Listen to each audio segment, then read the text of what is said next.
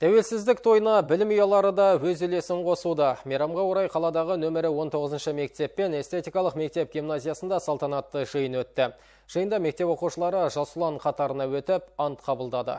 Нөмірі 19 мектептегі салтанатты шара шымылдығы мемлекеттік әнұранмен ашылды. Мерекелік жиында мектептің үлгілі озат оқушыларын жас ұлан бірыңғай балалар мен жасөспірімдер ұйымына қабылдау рәсімі өтіп, оқушылар ант берді. Ел болашағы жас ұлан деген атпен бастау алған бағдарламада мектеп оқушылары өнер көрсетті. Жас ұрпақ шынайы өнермен сусындап, терең тәрбиемен, этикалық талғаммен бой түзесе, елдің ертеңі жарқын болары сөзсіз.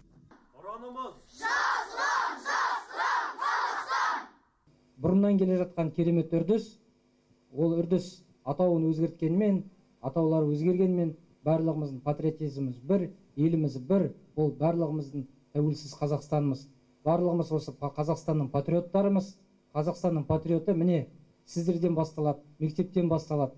Тәуелсіздік күніне арналған салтанатты жиын эстетикалық бағыттағы мектеп гимназиясында да өтті. Мұнда оқушылар егемендігіміздің 28 жылдық тарихына негізделген композициялық көрініс қойды. Бұл шараның негізгі мақсаты тәуелсіздіктің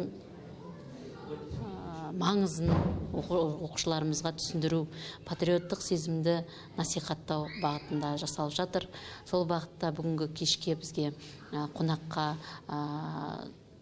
полиция қызметкерлері, қорғаныс істер бөлімінің өкілдері келіп, өздерінің тілектерін білдіріп, концертімізді тамашалауға шақырылды. Шара соңында білім беру ісінде белсенділігімен көзге түсіп жүрген бір топ ұстаз алғыс хатпен марапатталды.